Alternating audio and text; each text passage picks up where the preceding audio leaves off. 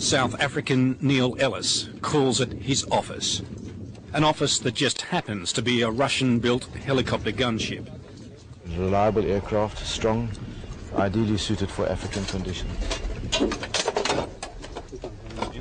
These are 80mm rockets, obviously of Russian manufacture. I think they were used very effectively in the Chechenian campaign. We've certainly used them quite effectively.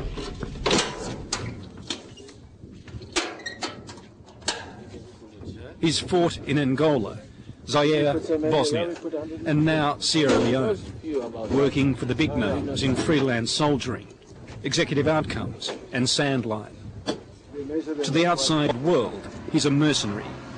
To those in the business, this former South African Air Force colonel is a private military contractor. The job, I think, is the same, but the image has changed. Now it's suits and briefcases. The image of a mercenary now as a drunken, guy just going around shooting up the place and, having a fine time is gone.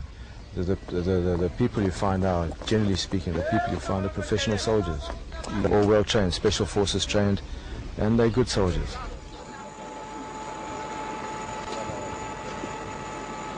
He recruits from around the world. The mechanics are Ethiopian. Fijian Fred, the door gunner, is ex-British SAS. And there's Christophe, an enigmatic Frenchman who insists he's here on holidays.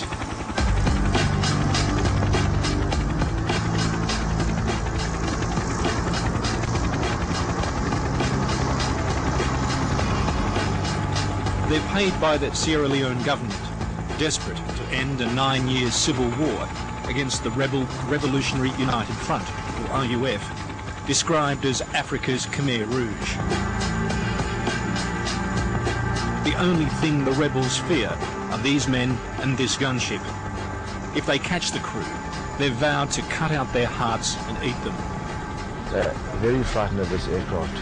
Whenever we get overhead, they used to shoot at us quite a bit. With small arms fire, they've stopped shooting, they just duck for cover. They run, they scatter around the place.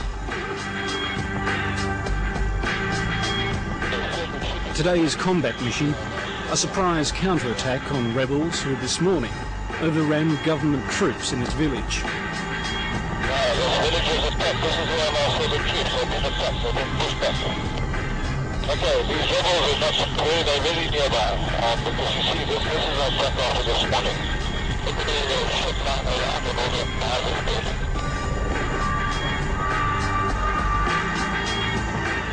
The RUF lie hidden under the trees. If they move, they'll be spotted and killed. It's that simple. I see them fire. I see them. I'm not sure whether they're civilians or not.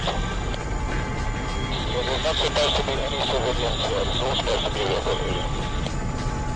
And this is where they're supposed to be staying.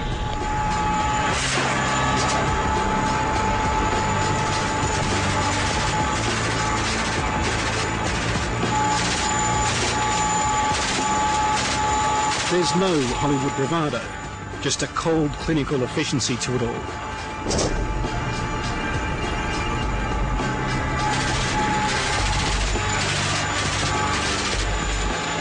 A United Nations convention bans the use of mercenaries.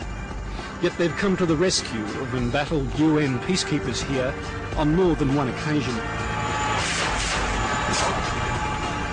To many people, this is a morally reprehensible vocation.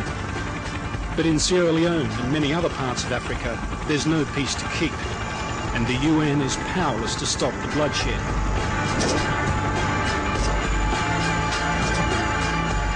Increasingly, the whole concept of peacekeeping is being questioned. Now there are calls for the UN to privatise, to hire these men to do the dirty job of enforcing peace.